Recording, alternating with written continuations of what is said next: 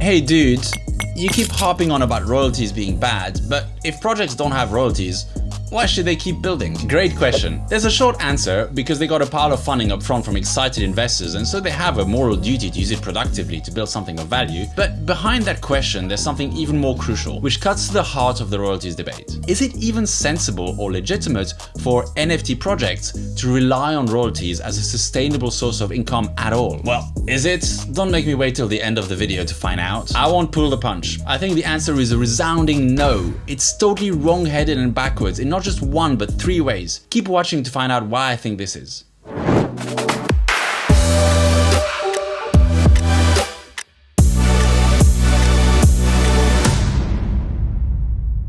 Hi everyone, my name is Daniel Tanner, aka Swombat, and in these videos I use my 15 years of experience as a successful entrepreneur working with hundreds of tech startup founders to bring some clarity to Web3 and NFTs.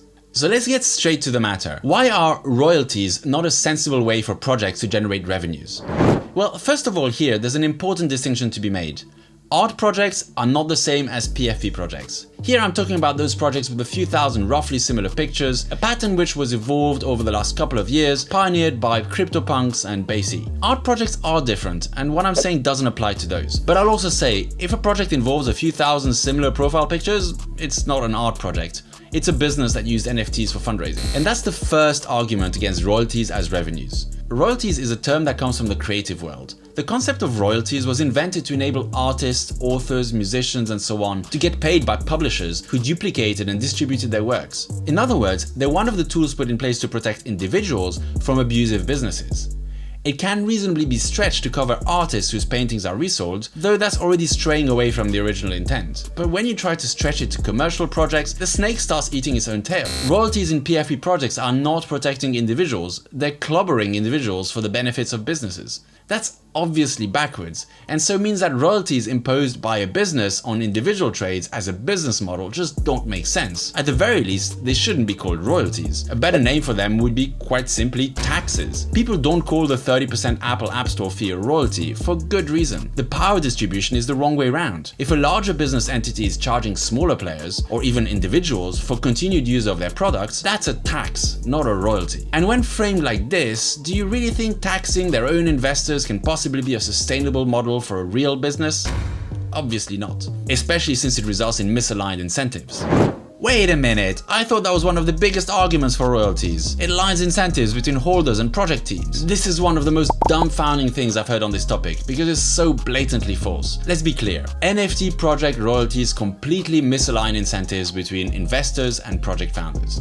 NFT project royalties are only paid when there is trading volume happening. What they incentivize is not price growth, but trading volumes. This is why we see so many founders spending all their day on Twitter building hype instead of actually building scalable, valuable businesses. They need the hype because their revenues depend on that far more than it depends on building anything worthwhile. In a real business, founders are incentivized to grow the value of the equity, since that's where their main reward is, as they own a large percentage of the business. And so if it's worth a lot for investors, it makes them rich as founders too.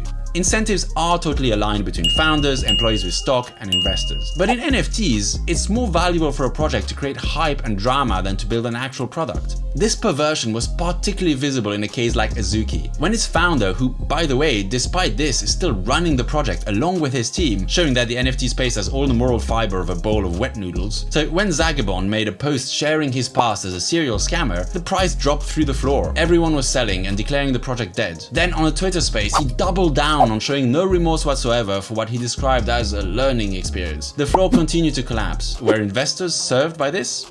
Absolutely not. Zagabond made more royalties during those few days than any other time in Azuki's existence. Enough to justify the generous offer of paying some money to the projects that got rugged to create an appearance of contrition. Meanwhile, most investors saw the value of their Azukis drop by 60% or more. How's that for aligned incentives? Yeah, but that was an exception. Projects aren't all creating drama like that. Sure, it was an extreme. And thankfully, most projects aren't as brazen about profiting off their investors' misery. Many probably even do try to avoid creating unnecessary drama, and they focus more on hype. But at some point, every project hits a growth ceiling where the price just doesn't want to go up anymore because nothing can grow forever. From that point on, the incentive is extremely strong for the founders to create drama that will cause the price to fluctuate, as that's orders of magnitude easier than taking their business to the next level. So to say that royalties align incentives is completely wrong on the face of it, and that's strike two against royalties as a sustainable income model. Most NFT projects have a community angle to them. As they keep shouting on the rooftops, they're all about the community. I've argued before that I think that's largely bollocks. Community is not a driver of value, it's an add-on that boosts existing value. If there's no value to begin with, community is just a hype echo chamber, sustained only until the next pump when people exit and bring in another round of fools. And that leads us to the third problem around NFT royalties as a revenue model, which is another kind of misaligned incentive. You're just cynical though. Community is everything in those projects. They rock. How can you say they're misaligned? It's just simple logic. I know that's something that often gets suspended in favor of pumping our bags, but it still applies like the laws of physics. If, as they loudly claim, projects are all about the community, then that would imply they value community members, their input, their impact on the project, and so on. But if they make their revenues from people selling the NFTs, then they actually want people to sell their memberships, which will create a high turnover of members. Nothing destroys community more effectively than having a revolving door of strangers coming in and out all the time, especially if those strangers are driven mostly by short-term profits. Sustainable communities exist in Web3 and elsewhere, and they're aligned around purpose and vision, and sustained by long-term members who basically are the community. The ideal for a thriving community would be that no one wants to sell, because the community benefits are so good. But if the community is that good, then the project, if it relies on royalties for income, will just starve to death with no income whatsoever. So instead, with most NFT communities, the profit motive for both the founders and the investors is working directly against the goal of creating a good long-term community. So there again, incentives are grossly misaligned. It's a third strike against royalties as a viable income model for PFP projects, especially those who claim to be all about community.